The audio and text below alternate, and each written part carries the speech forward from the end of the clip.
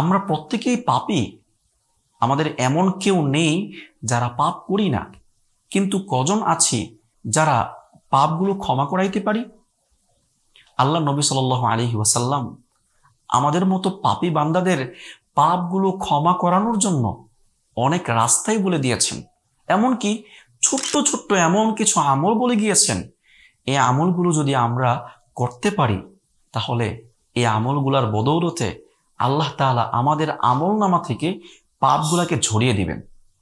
হযরত আনাস রাদিয়াল্লাহু আনহু থেকে বর্ণিত, আল্লাহ নবী সাল্লাল্লাহু আলাইহি ওয়াসাল্লাম মাররা আলা শাজারাতিন ইয়াবিসাতিল ওয়ারাক, আল্লাহ নবী সাল্লাল্লাহু আলাইহি ওয়াসাল্লাম একদা একটি গাছের পাশ দিয়ে গেলেন যেই গাছের পাতাগুলো ছিল শুকনো। আল্লাহ নবী সাল্লাল্লাহু আলাইহি ওয়াসাল্লাম নিজের হাতে থাকা লাঠি দিয়ে ওই গাছে আঘাত করলেন, এতে করে গাছ থেকে পাতা পড়া শুরু করলো।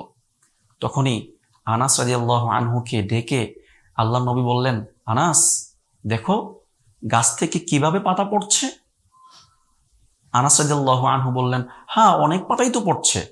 আল্লাহ নবী সাল্লাল্লাহু আলাইহি ওয়াসাল্লাম তখন বললেন, আনাস ইন্নাল হামদুলিল্লাহ ওয়া সুবহানাল্লাহ ওয়া লা ইলাহা ইল্লাল্লাহ ওয়াল্লাহু আকবার, নিশ্চয়ই আলহামদুলিল্লাহ, সুবহানাল্লাহ, লা ইলাহা ইল্লাল্লাহ, আল্লাহু আকবার, এই চারটা তাসবিহ ইউসাকিতু যুনুবাল আবদি, বান্দার আমলনামা থেকে পাপগুলো ঝরিয়ে দেয় যেভাবে এই গাছ থেকে পাতাগুলো পড়ে যাচ্ছে। অর্থাৎ আল্লাহ নবী সাল্লাল্লাহু আলাইহি ওয়াসাল্লাম আনাস রাদিয়াল্লাহু আনহুকে বুঝালেন যে আনাস তুমি যদি সুবহানাল্লাহ, আলহামদুলিল্লাহ, আল্লাহু আকবার, লা ইলাহা ইল্লাল্লাহ এই ছোট্ট ছোট্ট তাসবিহগুলা পাঠ করতে পারো তাহলে তোমার আমলনামা থেকে পাপগুলো ঠিক সেভাবেই ঝরে যাবে যেভাবে এই গাছ থেকে মরা পাতাগুলো, শুকনো পাতাগুলো পড়ে যাচ্ছে।